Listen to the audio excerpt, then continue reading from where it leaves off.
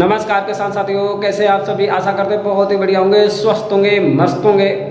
और किसान साथियों, जिन किसान भाइयों के आलू की खुदाई के बाद में खेत खाली हो गया है और अगेती गेहूं की कटाई भी होने वाली है और सरसों की भी कटाई हो चुकी है, तो किसान भाइयों के खेत खाली पड़े हुए हैं। तो किसान साथियों, आज मैं आपको आलू की खुदाई या गेहूँ की कटाई के बाद में खेत खाली होने वाला है या सरसों की कटाई हो चुकी है, उन किसान भाइयों के लिए एक विशेष ऐसी फसल लेकर के आया हूं जो आप मार्च के लास्ट वीक में, वही लगभग में 20 मार्च के आसपास में और 10 अप्रैल के आसपास में आप इसकी बुवाई कर देंगे तो लगभग में 65 से 70 दिन के आसपास में आपको एक हाईएस्ट प्रोडक्शन मिलेगा। और मार्केट में उस सब्जी की बहुत ही अच्छी डिमांड भी है आजकल किसान साथियों। तो बने रहें, वीडियो को अंत तक जरूर देखें। तो मैं आज आपको बहुत ही ज़्यादा विश्लेषण से बताने वाला हूँ एक ऐसी खेती के बारे में जिसको आप शॉर्ट टर्म खेती कह सकते हो। कम दिनों में उसका हाईएस्ट प्रोडक्शन आपको देखने को मिल जाएगा। तो चलिए किसान साथियों, आज मैं आपको टेंडा की खेती के बारे में विश्लेषण से टॉपिक बाई टॉपिक बताऊँगा और बिना स्किप किए हुए आप हमारी पूरी वीडियो देखें ताकि आपको पॉइंट बाई पॉइंट समझ में आए और आप टेंडा की खेती आप कम दिनों में करके एक हाईएस्ट प्रोडक्शन लेकर के, मार्केट में इसकी हाईएस्ट एक डिमांड भी है, तो उसके अनुसार आप कम दिनों में लगभग में 1 एकड़ खेत से 3 से 4 लाख रुपए आराम से कमा सकते हैं। बस ये जो वैज्ञानिक विधि है जो मैं आज आपको बताऊंगा अपने शिक्षा और किसानों से पूछ करके जो मैंने डाटा कलेक्ट किया है। तो किसान साथियों, वीडियो में अब देर न करते हुए मैं वीडियो को स्टार्ट कर रहा हूँ। और स्टार्ट करने से पहले एक रिक्वेस्ट मेरी आपसे है किसान साथियों, जो किसान भाई हमारे यूट्यूब चैनल पर नए हैं और जिन किसान भाइयों ने अभी तक हमारे यूट्यूब चैनल को सब्सक्राइब नहीं किया है वो सब्सक्राइब कर लें, बेल आइकन की घंटी दबाएं, क्योंकि मैं इसी प्रकार का वीडियो डेली एक न्यू अपडेट लाता रहता हूँ और किसान साथियों की सहायता के लिए। और हमारा जो यूट्यूब चैनल किसान मीडिया वो बहुत ही कम समय में किसानों ने इसमें बहुत ही प्यार दिया है और बहुत ही कम समय में किसानों का ये चहेता चैनल बन चुका है किसान साथियों। और तो इसीलिए हमारे वीडियो को लाइक कमेंट शेयर जरूर कर दिया करें और कमेंट में हमको ये एक अपना प्यारा सा राय जरूर बताएं कि आप कौन सी खेती करना चाहते हो। फसल से संबंधित कोई भी यदि आपके डाउट हैं तो आप हमसे पूछ सकते हैं। तो किसान साथियों, मैं आपका दोस्त मिस्टर विकास विद्यार्थी BSc एग्रीकल्चर से अपनी शिक्षा और अनुभव के अनुसार आपको जो मैं आपको बताऊंगा वो 100% सही होगा। तो चलिए देरी न करते हुए वीडियो को करते हैं स्टार्ट। तो किसान साथियों, टिंडा की खेती के लिए सबसे पहले आपको उच्च जल निकास वाली भूमि का चयन करना होगा जिसमें कि जल भराव की समस्या बिल्कुल भी नहीं होती हो, क्योंकि जल भराव वाले भूमि में हम टिंडा की खेती नहीं कर सकते हैं किसान साथियों। और सफल खेती और अच्छा उत्पादन लेने के लिए किसान साथियों, भूमि का जो pH मान 6.5 से लेकर के 7 होना चाहिए। वैसे तो हम टिंडा की खेती हर एक प्रकार के भूमि में कर सकते हैं, लेकिन बलुई दोमट अच्छी रहती है। फिर उसके बाद में किसान साथियों, पलेवा करके हम 2 से 3 जुताइयाँ गहरे हल से करवा देंगे। और किसान साथियों, पलेवा करना अति आवश्यक होता है क्योंकि ये लताएँ वाली फसलें हैं, इनमें बहुत ही ज़्यादा मायने रखता है। फिर हम किसान साथियों, यदि वर्मी कंपोजिट खाद की बात करें तो 1 एकड़ के खेत में आप लोगों को 5 से लेकर के 7 कुंटल प्रति एकड़ के हिसाब से आपको मिला देनी चाहिए, क्योंकि किसान साथियों आजकल ये वर्मी कंपोजिट की खाद खेतों के लिए सबसे ज़्यादा मान्य हो रही है। फिर उसके बाद में किसान साथियों, एकदम सड़े हुई गोबर की खाद करें। लगभग में 1 एकड़ के खेत में 5 से लेकर के 7 टन सड़ी हुई गोबर की खाद आपको मिला देनी चाहिए। वर्मी कंपोजिट और सड़ी हुई गोबर की खाद आपको अवश्य पहले से मिला देनी चाहिए, बुवाई के लगभग में 8 से 10 दिन पहले।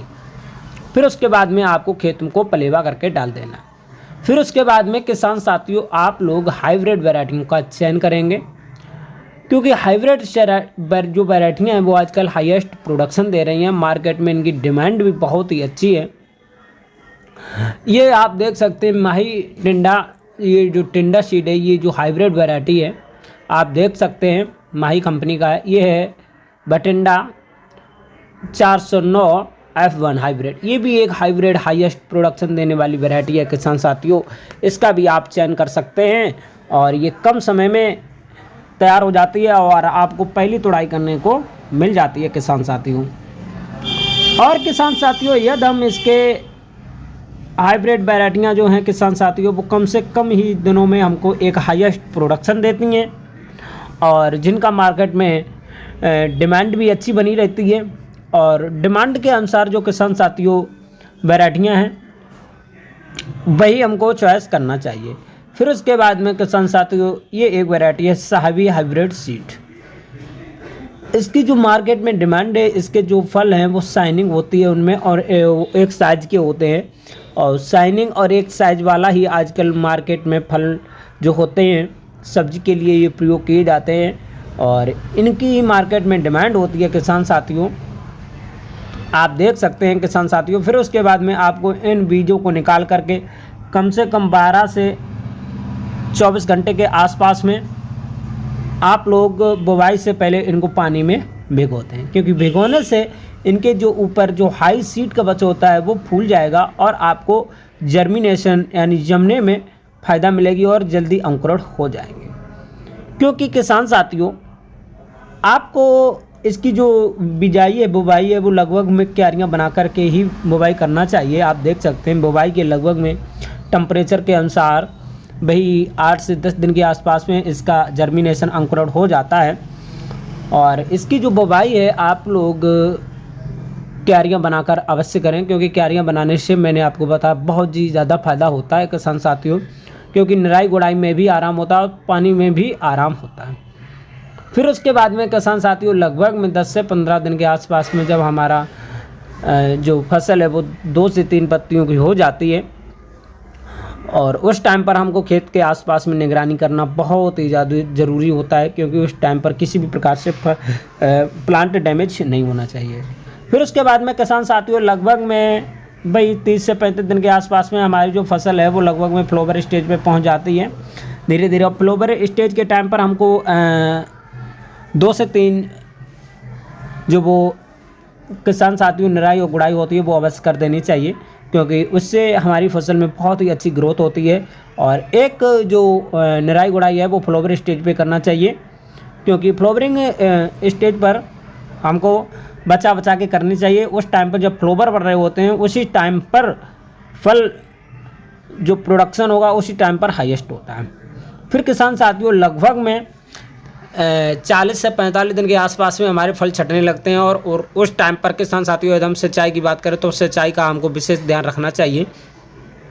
लगभग में 1 सप्ताह में 2 से 3 सिंचाइयाँ करना आवश्यक होता है, क्योंकि ये लताएँ वाली फसल जो है और क्योंकि ये जो लताएँ वाली फसलें होती हैं किसान साथियों इनमें आजकल पानी की अधिक जो मांग है वो इसीलिए होती है किसान साथियों, आप देख सकते हैं, क्योंकि ये टाइम से पानी नहीं मिलेगा तो हमारी फसल डैमेज होने की कगार पर आ जाती है और फल प्रोडक्शन में हानि होगी और हानि होगी तो हमारे किसान भाइयों को एक अच्छा प्रोडक्शन नहीं देखने को मिल पाएगा।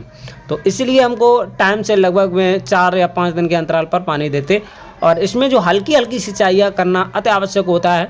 एक सिंचाई ज़्यादा लगे मगर हल्की लगना चाहिए, क्योंकि इनके जो फल हैं वो ज़्यादा बड़े आकार के नहीं होते, छोटे ही होते हैं किसान साथियों। और आप देख सकते हैं लगभग में 65 से 70 दिन के आसपास में आपको फल तुड़ाई के लिए रेडी हो जाएंगे और 65 से 70 दिन के आसपास में आपको पहली तुड़ाई करने को मिल जाएगी किसान साथियों। और पहली तुड़ाई के करने के बाद में आप लोग देख सकते हैं किसान साथियों आपको वही फल तोड़ने हैं जो आपको साइज में अच्छे हो गए हैं, परिपक्व हो गए हों, पक गए हों और जिनकी जो शाइनिंग अच्छी हो वही आप फल तोड़ें। और जो छोटे हों किसी कारण से तो आप वैसे फलों का चयन नहीं करें, क्योंकि वो अगले टर्म में आपको तोड़ाई करने के योग्य हो जाएंगे, तब आपको मिल जाएंगे किसान साथियों। तो आप लोग मार्केट में उसको भेजने से पहले 1 दिन पहले तुड़ाई कर लें और शाम को साफ़ कर कर आप क्रेडो में भर करके तैयार कर सकते हैं किसान साथियों।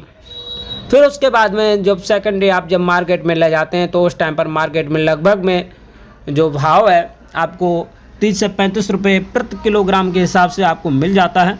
तो आपको एक हाईएस्ट प्रोडक्शन देखने के बाद में एक हाईएस्ट मार्केट में जब भाव मिलेगा तो आपको लगभग में 1 एकड़ के खेत से 4 से 5 लाख रुपए का प्रोडक्शन होगा। टिंडा की खेती हमारी अच्छी लगी हो तो लाइक कमेंट शेयर जरूर करें और आगे खेती के